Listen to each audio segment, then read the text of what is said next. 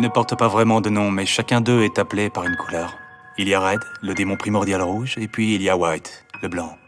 Et enfin Black, le noir. Aux origines du temps, lorsque l'univers n'était qu'un chaos naissant façonné par la volonté de Veldanava, le roi dragon des étoiles, des entités d'une puissance incommensurable, virent le jour. Parmi elles, les démons primordiaux, des êtres capables de rivaliser avec les véritables dragons, émergèrent comme des titans de l'ombre. Leur existence cependant fut le fruit d'un pur hasard, une anomalie née des caprices de la création. Lorsque Veldanava scinda le grand esprit sacré en deux, l'esprit de lumière donna naissance aux 7 anges originels ou primordiaux, des créatures d'une pureté éclatante. Mais l'esprit des ténèbres, dans un équilibre cosmique parfait, engendra une contrepartie. Les 7 démons primordiaux, avec à leur tête rouge, connus sous le nom de Guy Crimson, le premier et le plus redoutable d'entre eux. Ces démons primordiaux, nés aux confins du temps, possédaient une puissance si écrasante qu'ils dominaient leurs semblables dès leur apparition. Leur force brute et leur intelligence aiguisée leur permirent de s'imposer comme les rois incontestés du royaume démoniaque, un plan parallèle surnommé l'Enfer, où tous les démons naissent et évoluent. Ce royaume, vibrant d'une énergie chaotique, était structuré en 7 lignées colorées, chacune dirigée par un primordial, rouge, bleu, vert, jaune, violet, blanc et noir. Chaque démon naissant dans cet enfer appartenait à l'une de ces lignées, mais aucun ne pouvait rivaliser avec les primordiaux, des entités d'un tout autre calibre, dont l'existence même redéfinissait les limites de la puissance. L'enfer, bien que parallèle au monde cardinal, le monde chéri de Veldanava, où notre héros Limule prospère, n'était pas isolé. Des portails infernaux, des passages maudits reliant les dimensions, permettaient aux démons d'envahir le monde cardinal. Ces portails étaient également convoités par d'autres entités, comme les anges, les insectares et l'effroyable dragon maléfique Ivaraj, créant une rivalité ancestrale entre ces forces cosmiques. Les démons en particulier voyaient dans le monde cardinal une arène où prouver leur valeur, un champ de bataille où seuls les plus forts survivaient. Par exemple, Noir, plus tard connu sous le nom de Diablo, passa des éons à contrarier l'ange primordial Feldway, bloquant ses tentatives d'utiliser les portails infernaux pour semer le chaos dans le monde cardinal. Ce jeu de pouvoir, mêlant ruse et affrontements titanesques, illustrait la tension perpétuelle entre ces factions. Mais parlons un instant de l'enfer lui-même. Ce n'est pas un lieu pour les faibles. Imaginez un champ de bataille éternel, une arène où chaque démon lutte sans relâche pour prouver sa suprématie. Dans ce royaume, la mort n'est qu'une formalité. Un démon ne disparaît véritablement que si son noyau, l'essence même de son être, est détruit. Pour les primordiaux, même cela n'est qu'un inconvénient temporaire. Leur nature leur permet de ressusciter après un certain temps, rendant leur immortalité presque absolue. Un primordial invaincu, fort de milliards d'années d'existence, atteint un niveau de puissance si colossal qu'il frôle la divinité. Prenons l'exemple d'Orthos, l'archidémon que Shizu affronta à la fin de la première saison. Ce démon, capable de conquérir une petite nation et de surpasser 99% des aventuriers, n'était qu'un baron archidémon âgé d'à peine 100 ans, un simple pion dans la hiérarchie démoniaque. À titre de comparaison, un démon atteignant le rang de comte, après 400 à 1000 ans, est considéré comme une catastrophe de niveau calamité pour le monde cardinal. Alors, imaginez les primordiaux, nés à l'aube du temps, vieux de milliards d'années, des entités dont la puissance défie l'entendement. Cependant, même parmi ces titans, la compétition était féroce. Les primordiaux, bien que liés par leur nature démoniaque, s'affrontaient pour établir leur domination. Ces combats, d'une violence inouïe, cessèrent rapidement lorsque Guy Crimson, le rouge, écrasa sans effort bleu et vert, les soumettant à sa volonté. Une règle implacable de l'enfer devint alors évidente. Un primordial vaincu par un autre devient son serviteur, une servitude absolue scellée par la loi du plus fort. Cette démonstration de puissance laissa les autres primordiaux stupéfaits, créant un statu quo fragile. Aucun n'osait défier Guy, sauf un, Noir, l'audacieux démon qui deviendrait Diablo. Dans un acte de défi légendaire, Noir provoqua Guy Crimson en duel.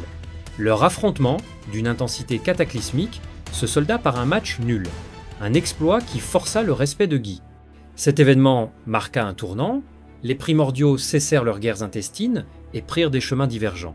Guy Crimson, accompagné de ses serviteurs bleus et verts, fut invoqué dans le monde cardinal, laissant un vide de pouvoir dans l'enfer. Noir, fidèle à son caractère indépendant, choisit de suivre sa propre voie, indifférent au jeu de pouvoir. Les 3 autres primordiaux, jaune, violet et blanc, optèrent pour une approche différente, évitant les combats directs au profit de joutes stratégiques, des jeux d'esprit où la ruse et l'intelligence primaient sur la force brute. Ces rivalités, bien que moins violentes, n'en étaient pas moins intenses, chaque primordial cherchant à surpasser les autres par des stratagèmes élaborés.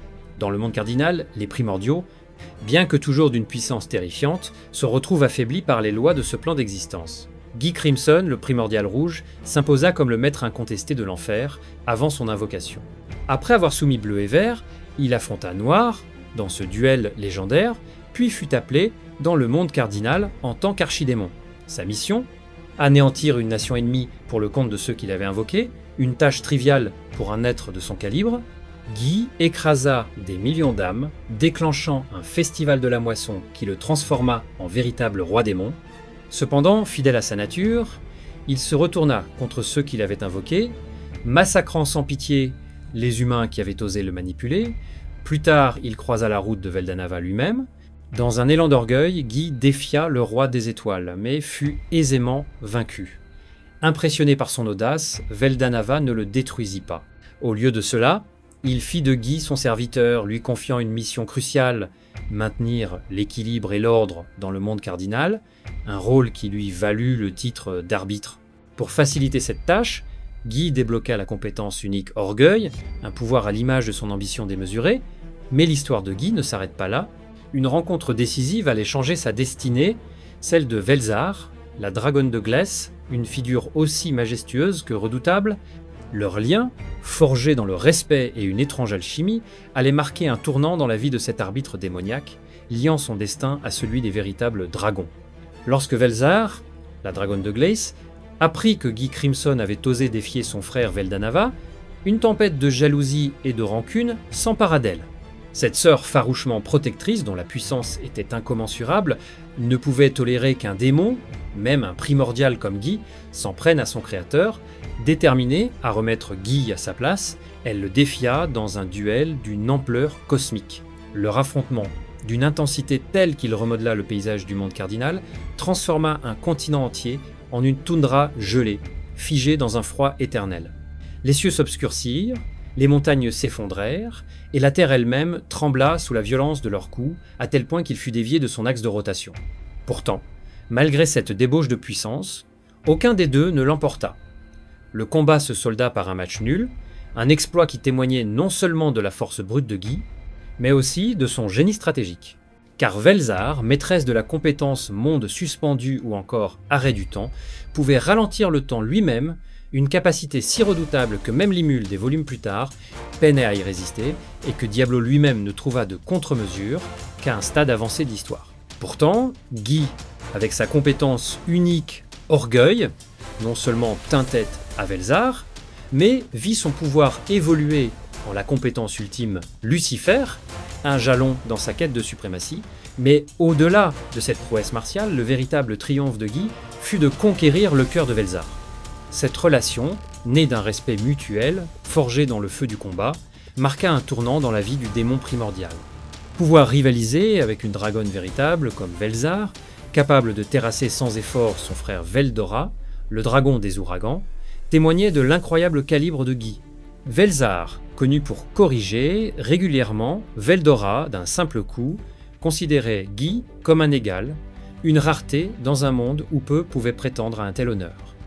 Après leur duel, Guy et Velzar s'établirent sur le continent de Glace, où Guy, fidèle à son rôle d'arbitre, ne s'impliquait dans les affaires du monde cardinal que lorsque sa mission l'exigeait. Là, dans ce royaume de givre et de solitude, il trouva une forme de sérénité, savourant la compagnie de Velzar tout en veillant sur l'équilibre du monde. Cette tranquillité fut bouleversée par l'arrivée de Rudra, le premier héros, un homme audacieux dont les ambitions dépassaient l'entendement. Lorsqu'il pénétra dans le domaine de Guy, ce dernier perçut immédiatement l'éclat de l'avidité dans les yeux du héros. Sans perdre un instant, Guy, avec une désinvolture presque insultante, brisa l'armure précieuse de Rudra d'un seul coup, une pièce d'équipement qui avait coûté à une nation entière son budget annuel. Les larmes de Rudra, mêlées de frustration et d'incrédulité, arrachèrent un sourire à Guy. Pourtant, Quelque chose chez ce héros intrigua le roi démon. Rudra et son groupe avaient réussi à triompher de Misery la Verte et de Rhin la Bleue, deux des subordonnés les plus redoutables de Guy. Une telle prouesse méritait un minimum d'attention, ne serait-ce que pour rompre la monotonie qui pesait sur Guy après des siècles d'ennui dans son palais de glace. Leur duel, loin d'être une lutte à mort, devint une joute spectaculaire, un affrontement de volonté où chaque coup résonnait comme un défi amical. Rudra, avec son audace désarmante, éclata même de rire en apprenant l'origine du nom Guy, un simple son guttural que le démon avait poussé lors d'un combat ancien. Cette camaraderie naissante transforma leur affrontement en un jeu, une danse de pouvoir qui dura des jours. Cependant, la compétence empruntée de Rudra, Michael, montrait ses limites, incapable de suivre le rythme de Guy, dont l'adaptabilité tactique réduisait peu à peu l'avantage du héros. Plutôt que de clore ce divertissement par une victoire écrasante, Guy proposa une alternative. Une compétition inédite pour déterminer qui dominerait le monde cardinal, une rivalité qui ne reposerait pas sur un combat direct, mais sur une lutte d'influence et de stratégie. Pour en savoir plus, jetez un œil à la vidéo sur Masayuki, Rudra qui s'affiche à l'écran, mais après avoir terminé cette vidéo, bien entendu. Guy, malgré sa puissance, souffrait d'un mal chronique, l'ennui. Pour y remédier, il créa le Conseil des Rois Démons, une institution où il délégua une partie de ses responsabilités, laissant d'autres gérer les affaires triviales du monde. Je prévois de faire une vidéo sur tous les rois démons, pas seulement ceux de l'Octagramme, mais tous ceux qui ont fait partie du Conseil. Mais son rôle d'arbitre l'obligeait à intervenir lorsque l'équilibre du monde cardinal était menacé. Ainsi, lorsque Milim, enragé par la mort de son animal de compagnie, déclencha une tempête de destruction, Guy n'eut d'autre choix que de s'allier à Ramiris et Dagruel pour affronter la fille de Veldanava. Leur combat, d'une intensité apocalyptique, dura 7 jours, ébranlant les fondations même du monde. En termes de puissance, Guy est une anomalie. Il résiste à l'annulation magique, un effet censé neutraliser même les primordiaux, et maîtrise un arsenal de magie aussi varié que dévastatrice. Magie spatiale, magie de feu, et même magie nucléaire, capable de générer des radiations qui désintègrent lentement ses adversaires en altérant leur essence même. Son exploit le plus impressionnant, relaté dans le volume 6, fut son affrontement avec Chronoa dans un monde suspendu où le temps lui-même est figé. Résister à une telle condition exige une maîtrise des particules fondamentales, les briques de la création, un savoir que seuls les êtres les plus puissants possèdent. La compétence ultime Lucifer, bien que jamais pleinement dévoilée, semble permettre à Guy de copier instantanément les compétences de ses adversaires, y compris les compétences ultimes, une capacité qui frôle l'absurde par son potentiel. Guy n'est jamais seul. À ses côtés se tiennent Rhin la Bleue et Misery la Verte, ses deux fidèles servantes. Après avoir vu leur noyau pulvérisé par Guy dans l'enfer, elles se soumirent à lui sans hésiter, jurant une loyauté éternelle. Lorsque Guy fut invoqué dans le monde cardinal, il les emmena avec lui, leur offrant des corps physiques et leur ordonnant de massacrer la nation qui avait osé l'invoquer. Une fois cette tâche accomplie, Guy, inspiré par le spectacle du monde, leur donna des noms, Rhin, en référence à la pluie tombant du ciel, et Misery, pour la souffrance qu'elle infligeait à ses victimes. Depuis, elles se sont adaptées à leur nouvelle vie, apprenant à cuisiner, nettoyer et même à jouer de la musique ou danser pour divertir leur maître. Misery, sérieuse et dévouée, contraste avec Rhin, qui déteste les tâches ménagères et se plaint dès qu'on l'oblige à travailler. Pourtant, aucune des deux n'accepterait la liberté si elle leur était offerte, leur fidélité à Guy étant absolue. En termes de puissance, Rhin s'est illustré lors de son duel contre Diablo dans le volume 11.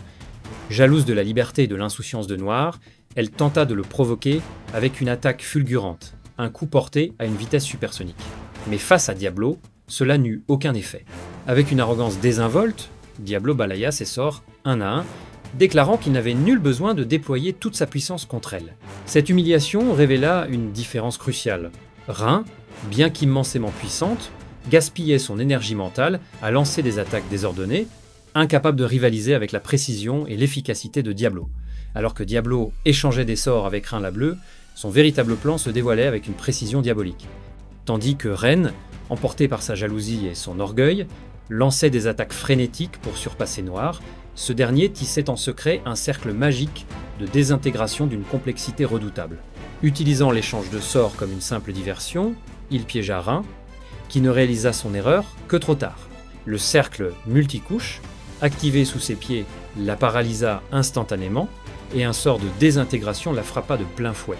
Bien que son noyau restât intact, l'attaque la laissa si affaiblie qu'elle n'eut d'autre choix que de battre en retraite, humiliée par la supériorité stratégique de Diablo. Cet affrontement, relaté dans le volume 11, révéla non seulement la ruse inégalée de Noir, mais aussi la difficulté pour Rhin de canaliser efficacement sa puissance brute face à un adversaire aussi calculateur. Pendant ce temps, Misery la Verte agissait dans l'ombre, tirant les ficelles des intrigues politiques du Conseil de l'Ouest et des Cinq Grands Anciens. Ces machinations, orchestrées avec une précision méticuleuse, visaient à semer le chaos parmi les humains.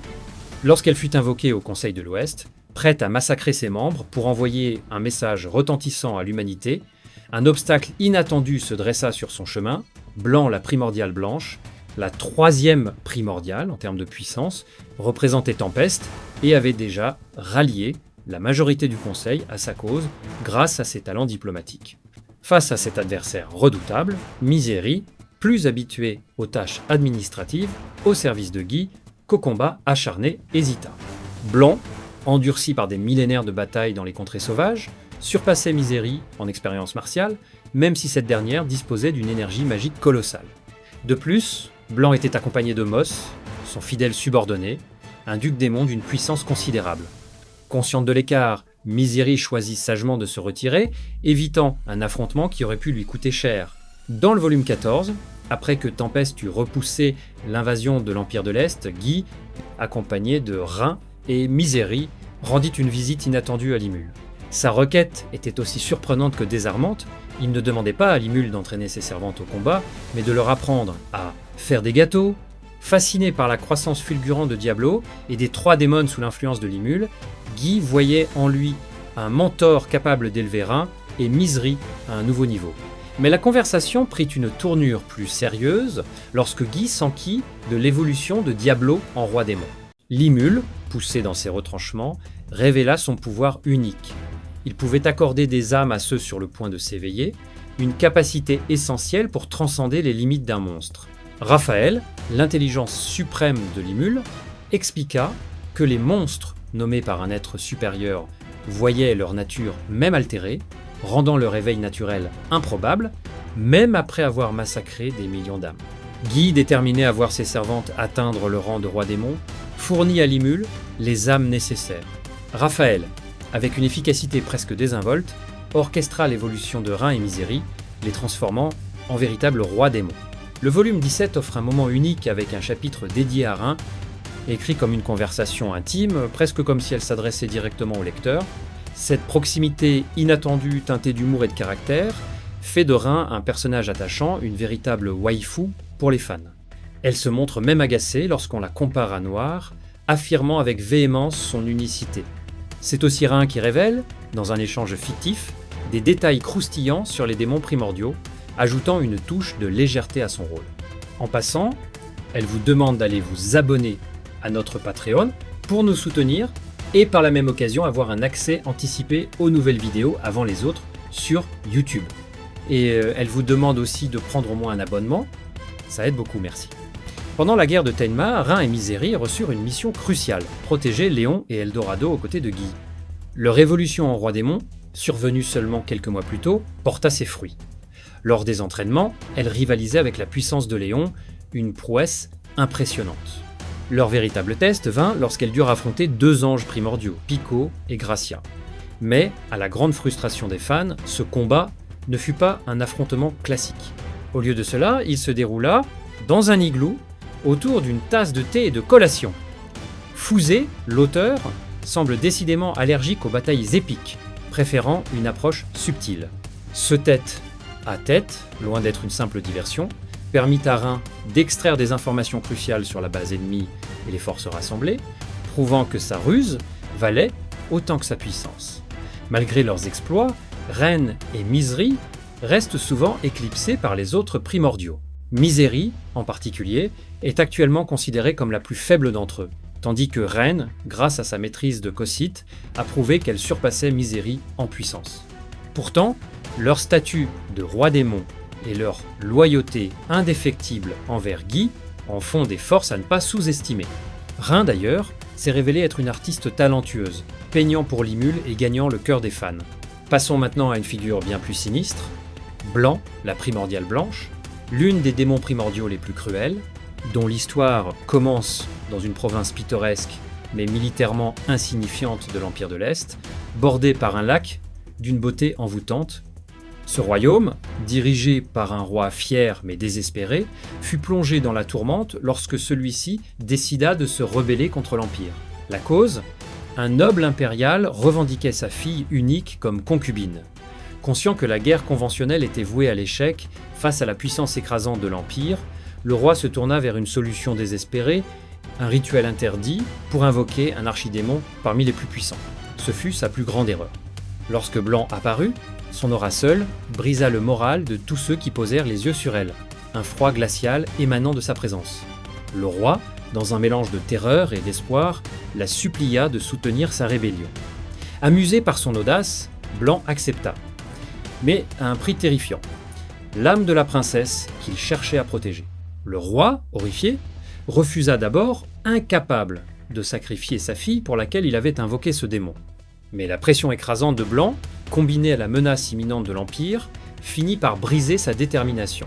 Poussé au bord de la folie par le poids de sa décision, le roi, acculé par la terreur et la menace imminente de l'Empire, céda finalement à Blanc.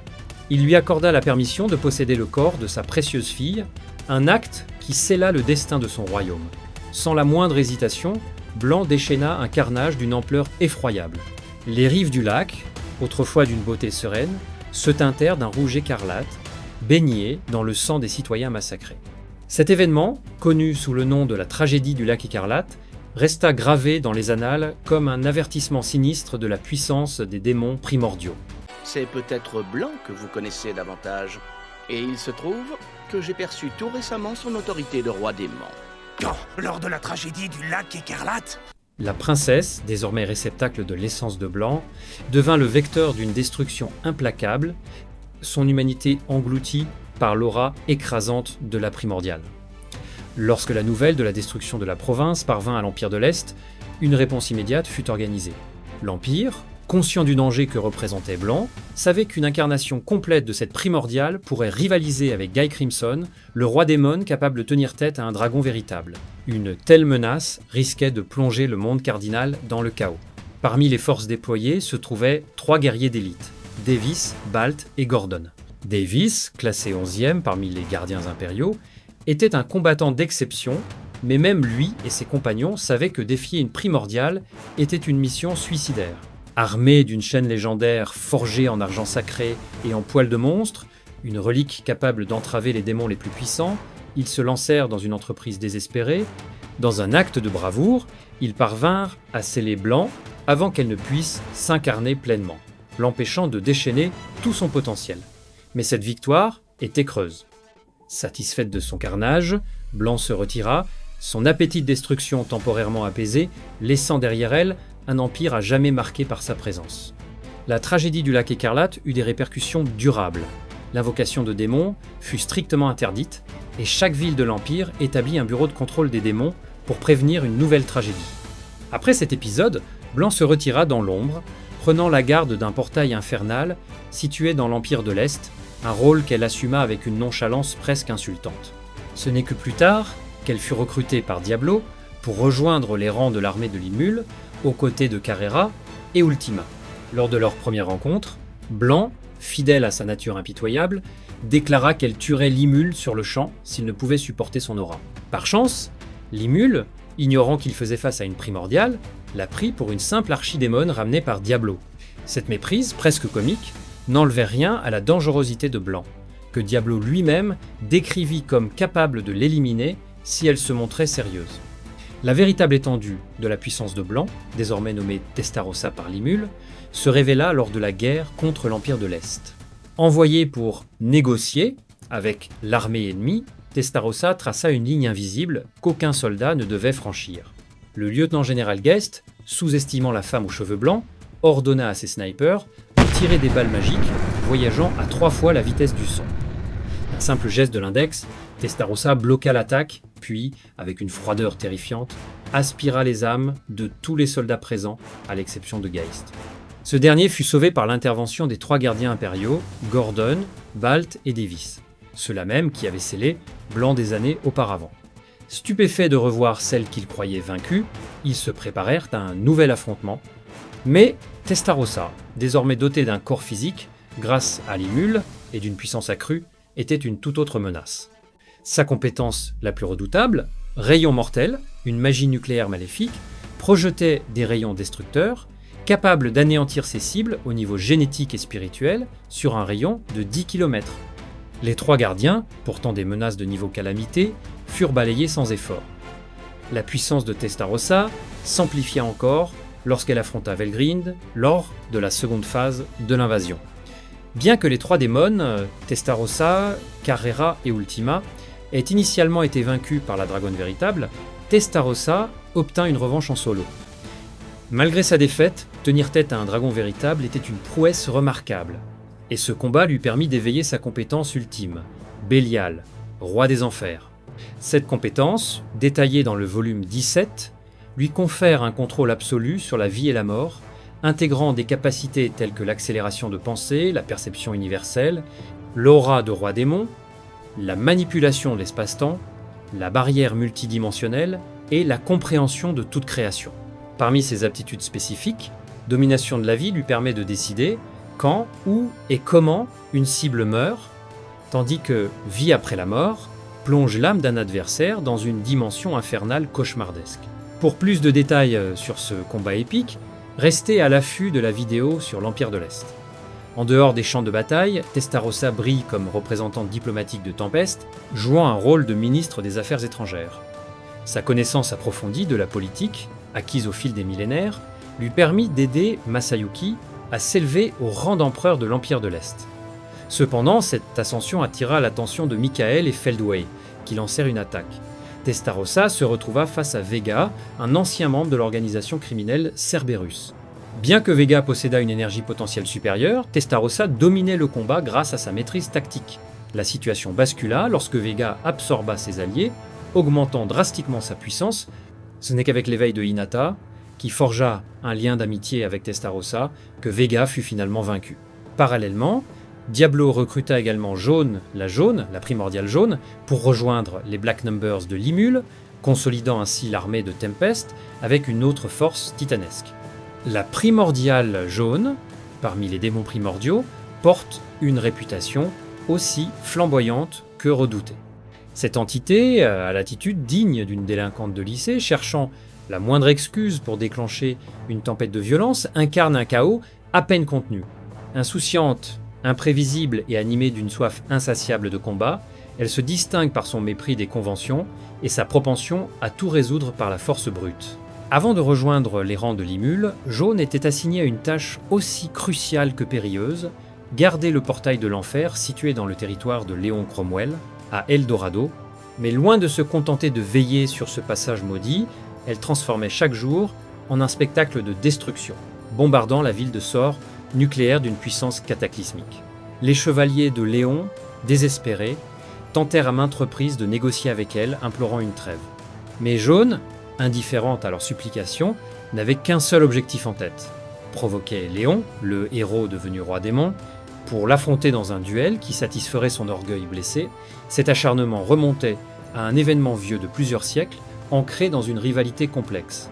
À l'époque, Jaune, manipulé dans l'ombre par sa sœur Violette, la primordiale Violette, avait créé une forme de vie d'une puissance colossale, dans un petit royaume de la dynastie des sorcières de Salion. Cette créature, conçue pour semer le chaos, représentait l'apogée de l'ingéniosité destructrice de Jaune. Mais Léon Cromwell, alors héros élu, s'était introduit dans le royaume et avait annihilé cette création avec une facilité déconcertante, humiliant Jaune au passage. Blessée dans son orgueil, elle consacra des siècles à perfectionner des magies aussi spectaculaires que dévastatrices, nourrissant une obsession, prendre sa revanche sur Léon. Ses sorts, d'une puissance nucléaire, étaient conçus pour éblouir et détruire, reflétant sa personnalité flamboyante et son besoin de briller, même dans la destruction. La vie de Jaune prit un tournant décisif lorsque Diablo, avec son flair légendaire pour repérer les talents, la recruta pour rejoindre l'armée de Limule. Devenue Carrera, elle intégra l'élite des 12 seigneurs gardiens de Tempest, apportant avec elle une énergie explosive et une puissance brute qui faisait trembler ses adversaires. En dehors des champs de bataille, Limul lui confia le rôle de juge suprême, chargé de rendre des verdicts définitifs dans les affaires criminelles et les litiges de Tempest. Ce poste, bien que surprenant pour une entité aussi belliqueuse, mettait en lumière sa capacité à trancher sans hésitation, une qualité essentielle pour une justice implacable. Mais c'est sur le champ de bataille que Carrera révélait son véritable éclat. Maîtresse de la magie nucléaire, elle pouvait déchaîner des attaques d'une intensité apocalyptique, faisant d'elle une adversaire redoutable. Lors de la guerre contre l'Empire de l'Est, Carrera affronta Velgrind, une adversaire d'un calibre universel. Bien que ce combat se solda par une défaite, tenir tête à une telle entité était une prouesse en soi. Cet affrontement marqua un tournant, car peu après, Carrera s'éveilla en véritable roi démon, un statut qui amplifia sa puissance à des niveaux vertigineux. Calcul en cours. Calcul terminé. Le festival de la moisson va maintenant commencer. Cette transformation se manifesta pleinement lorsqu'elle se retrouva face à Tatsuya Kondo, le quatrième homme le plus puissant de l'Empire, juste derrière Mikael, Feldway et Velgrind. Kondo, armé d'une compétence ultime, dominait initialement le combat, son expérience et sa maîtrise tactique surpassant la fougue de Carrera. Mais l'intervention de Ciel, l'intelligence suprême de Limul, changea la donne. Ciel accorda à Carrera la compétence ultime Abaddon, roi de l'annihilation, un pouvoir incarnant la destruction sans limite. Cette compétence, capable de déchirer l'espace et le temps, permit à Carrera de dépasser ses propres limites, lui offrant la capacité théorique de pulvériser le monde si elle le souhaitait. Le point culminant de ce pouvoir, l'onde d'annihilation de l'effondrement final, était si dévastatrice que même Kondo, conscient de son impuissance face à une telle attaque, ne put y résister. Mais l'histoire ne s'arrête pas là. Après avoir vaincu Kondo, Carrera reçut un don inattendu, l'âme de son adversaire, qui lui transmit une seconde compétence ultime, Sandalphon, roi de la condamnation. Ce pouvoir lui permettait d'appliquer des effets spécifiques à ses attaques, comme briser les défenses magiques et physiques de ses ennemis. De plus, Kondo lui légua son arme emblématique, un pistolet capable de soumettre des entités aussi puissantes que Veldora, le dragon des ouragans, en manipulant leur esprit. Cette arme, combinée à des munitions capables de voyager à la vitesse de la lumière et de percer toutes les barrières, faisait de Carrera une menace absolue. Lors de la guerre de Taima, elle affronta Zess, un seigneur insectard dont la puissance rivalisait avec celle de l'ange primordial Zalario. Ce combat, bien que peu détaillé, confirma que Carrera, avec ses deux compétences ultimes et son arsenal, n'était pas une adversaire à prendre à la légère. Enfin, nous arrivons à Violette, la primordiale Violette, la troisième démonesse primordiale, connue sous le nom d'Ultima après avoir rejoint Limul. Malgré son apparence juvénile, presque enfantine, Ultima est une entité d'une cruauté et d'une ruse comparables à celle de Diablo. Son objectif principal, pendant des siècles, fut de s'incarner dans le monde cardinal avec un corps physique, une quête qui la poussa à orchestrer d'innombrables stratagèmes. L'un de ses plans les plus marquants se déroula dans le royaume de Raja, où une reine désespérée, croyant invoquer une déesse pour sauver son peuple, fit appel à Violette. Cette dernière, avec une malice calculée, manipula la reine en lui faisant croire qu'une menace imminente pesait sur son royaume. Une menace que Violette elle-même avait orchestrée en invoquant des démons mineurs. En guise d'aide, elle offrit à la reine un diadème magique capable de réaliser des miracles, mais à un coût terrible. Chaque utilisation drainait la force vitale de la porteuse, marquant sa peau de la magie violette de la primordiale. Violette scella un contrat avec la reine. Si elle ou l'un de ses descendants succombait entièrement à la magie du diadème, Violette revendiquerait leur corps. Si elle résistait, la reine remporterait la partie. Violette assigna son subordonné, Laqua, à surveiller la famille royale, mais lorsque celui-ci désobéit en intervenant, elle mit fin au jeu et rompit tout lien avec lui. Des années plus tard, dans le royaume de Coléus, un admirateur fanatique de Violette, Gustave, tenta de créer un nouveau réceptacle pour elle en utilisant la princesse Zenobia. Malgré les obstacles, Gustave sembla réussir, mais Violette, insatisfaite, découvrit qu'il avait simplement forcé sa manifestation dans le corps de Zenobia en utilisant son propre pouvoir, plutôt que de lui fournir un véritable corps physique. Furieuse de cet échec, elle élimina Gustave pour son incompétence. d'autant plus que Luminus, un roi démon aussi puissante qu'elle, fut témoin de la supercherie. Déçue par l'inaptitude de Zenobia comme réceptacle, Violette abandonna la princesse et poursuivit sa quête d'un corps parfait. Des siècles plus tard, Diablo apparut et convainquit Violette de rejoindre Limule. Initialement attirée par la perspective d'un divertissement temporaire, Violette, désormais nommée Ultima, trouva en Limule une source d'inspiration inattendue. Fascinée par l'énergie débordante de Tempest, elle prêta serment d'allégeance, devenant l'une des 12 seigneurs gardiens et une leader des Black Numbers. La vidéo complète sur les Black Numbers est déjà disponible sur la chaîne, donc allez la regarder juste après. C'est une vraie pépite à ne pas rater. Limule, reconnaissant sa nature impartiale de Primordial, lui confia le rôle de juge en chef de Tempest, chargé d'interpréter et d'appliquer les lois avec une équité absolue. Ultima, dépourvue de préjugés, garantissait des jugements justes et cohérents, faisant d'elle une figure clé dans l'administration de la nation.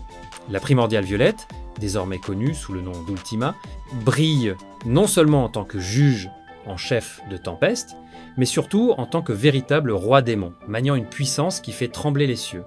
Son arme la plus redoutable est sa compétence ultime, Samael, roi du poison, un pouvoir qui incarne la destruction ciblée à un niveau terrifiant. Cette compétence s'illustra de manière spectaculaire lors de son affrontement contre Damrada, un saint et l'un des guerriers les plus puissants de l'Empire de l'Est, surpassé uniquement par Velgrind, Michael et Kondo. Avant d'obtenir cette compétence, Ultima doutait de sa capacité à triompher, rongée par un sentiment d'infériorité face aux autres primordiaux. Contrairement à ses homologues, elle peinait à exploiter pleinement son potentiel, ses pouvoirs semblant toujours en deçà de ceux de Guy, Testarossa ou Carrera. Mais dans un moment de désespoir, Ciel, l'intelligence suprême de Limule, intervint, lui offrant Samael, une compétence taillée sur mesure pour combler ses faiblesses. Ce pouvoir analyse les vulnérabilités d'un adversaire et génère un poison spécifique, imparable, capable de le détruire de l'intérieur. En complément, Samael confère à Ultima des capacités comme l'accélération de pensée, la perception universelle, l'aura de roi démon, la barrière multidimensionnelle et la manipulation de l'espace-temps, faisant d'elle une menace absolue. Parmi ses aptitudes les plus terrifiantes figurent Monde d'annihilation, un sort capable d'exterminer instantanément toute forme de vie dépourvue d'une compétence ultime. Cette capacité est si dévastatrice que Limule lui-même en interdit l'usage, un témoignage de la puissance brute d'Ultima. Face à Damrada, le combat était déséquilibré dès le départ. Le Saint, malgré son statut et sa force, fut absorbé par Ultima, qui s'appropria son expérience et sa puissance sans effort. Lors de la guerre de Tainma, Ultima reçut une mission cruciale, mener une offensive dans le domaine du roi démon d'Agruel, visant la tour d'Hera.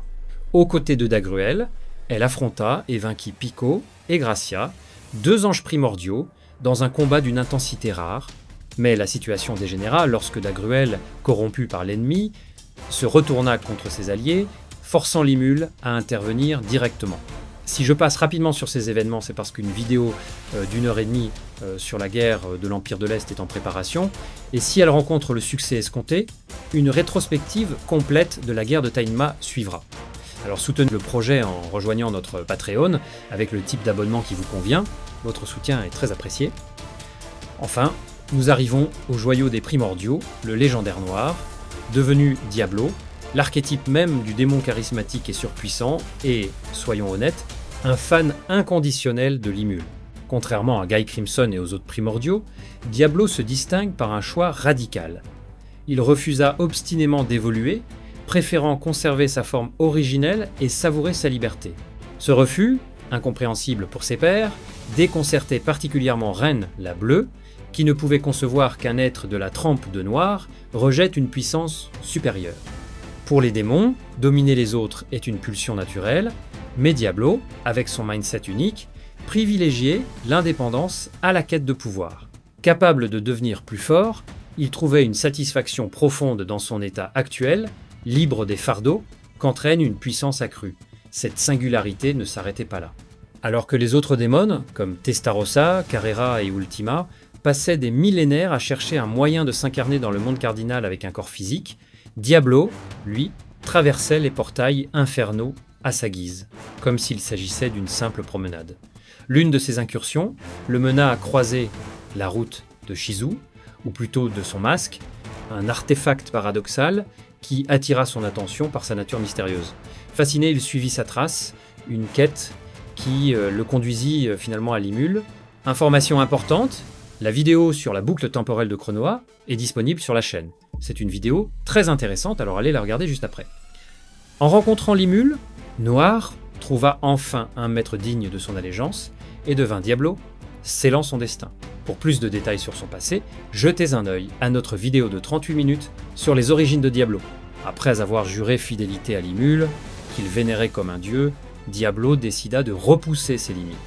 Sa compétence unique, Tentateur, évolua en la compétence ultime, Azazel, roi de la tentation, l'une des plus puissantes du répertoire démoniaque.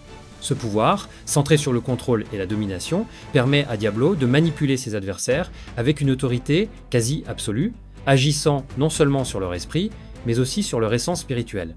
Cette capacité, idéale pour les combats et les intrigues politiques, lui permet de transformer des ennemis en alliés ou de soumettre ses opposants sans même lever le poing. Azazel ne se limite pas à la manipulation, il permet également d'améliorer les compétences de niveau inférieur, une aubaine pour un savant magique comme Diablo. Grâce à ses millénaires d'expérience, il perfectionna presque toutes ses aptitudes, accumulant un arsenal de compétences inégalées dans Tensei Shitara Slime d'Ataken, surpassé uniquement par Limul lui-même. Parmi ses capacités les plus impressionnantes figurent la compréhension de toute création, l'aura de roi démon, la perception universelle, la barrière multidimensionnelle, la manipulation des lois, ainsi que monde de la tentation et échange de réalité qui piège les victimes dans une dimension envoûtante. Après son évolution et sa foi indéfectible en Limul, Diablo acquit également la maîtrise de la magie sacrée et de la magie spirituelle, comme la nécromancie, similaire à celle de Birthday ou Anniversaire. Oui, vous avez bien entendu, c'est le nom de cette compétence. Cette aptitude lui permit de ressusciter des millions d'anges lors de la guerre de Tenma, un exploit qui témoigne de son pouvoir démesuré. Lors de la guerre contre l'Empire de l'Est, Diablo était si puissant qu'il refusa de combattre, déclarant que seul Velgrind représenterait un défi digne de lui. Les autres adversaires, y compris Feldway, étaient à ses yeux trop insignifiants pour mériter son attention. Même Feldway, conscient de la menace que représentait Diablo, préféra éviter l'affrontement, jugeant qu'un tel combat serait une perte de temps. Cette assurance nonchalante illustre l'ampleur de la puissance de Diablo, un primordial qui redéfinit les limites du possible. N'oubliez pas d'aller faire un geste sur Patreon pour nous soutenir, c'est très important, et ça donne encore plus d'énergie pour vous faire de bonnes vidéos. Et les prochaines vidéos qui vont tomber vont être d'une intensité cataclysmique. Mais en attendant, allez voir la vidéo sur Masayuki, beaucoup d'entre vous l'ont manqué